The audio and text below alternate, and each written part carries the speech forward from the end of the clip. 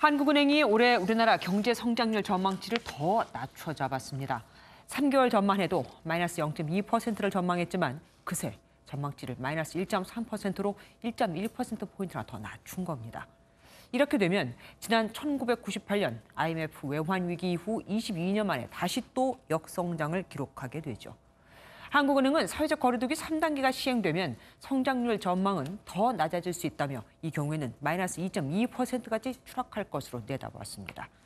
다른 기관들의 예측도 크게 다르지 않습니다. 코로나19 재확산으로 2차 충격이 올 경우를 전제로 경제협력개발기구는 마이너스 2%, 국제통화기금 IMF는 마이너스 2.1%까지 내려갈 것으로 예측을 했거든요. 무엇보다 내수 추락이 가장 큰 문제입니다. 특히 거리두기가 강화되면서 소상공인들은 생계가 막막한 상황이 됐죠. 정부는 다음 달 말 끝나는 대출 만기 연장 조치를 6개월 더 늘려주기로 했습니다. 이기종 기자입니다. 서울 이태원의 한 음식점. 직원 없이 혼자 일하는데도 매달 100만 원 넘는 적자가 쌓여갑니다. 이태원 클럽 집단 감염으로 장사를 접을 위기를 견뎌냈지만 코로나19 재확산이 다시 발목을 잡았습니다. 조금 낮았다가니 다시 또 이렇게 좀 악화가 됐어요. 한 테이블, 두 테이블 개시도 못하는 날도 있고. 주변 상권 모두 비슷한 상황. 손님을 찾아보기 어렵습니다. 돈 내라고 전기세, 수도세 못 내요.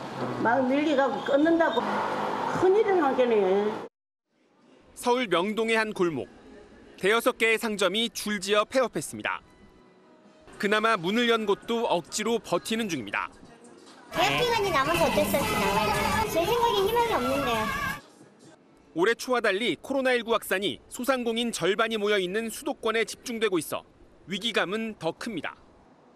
이에 따라 정부는 다음 달 말 끝나는 중소기업과 소상공인 대출 76조 원의 만기 연장과 이자 1,075억 원에 대한 납부 유예 조치를 내년 3월 말까지 6개월 더 유지하기로 했습니다.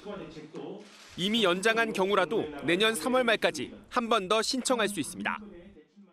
100조 원 이상 남아있는 현재의 금융지원 패키지 여력을 최대한 활용하여 지원해 나갈 것입니다. 하지만 거리두기 3단계가 시행되는 등 코로나19의 확산세가 지속된다면 금융지원만으로 버티긴 어렵다는 우려가 나옵니다. MBN 뉴스 이기종입니다.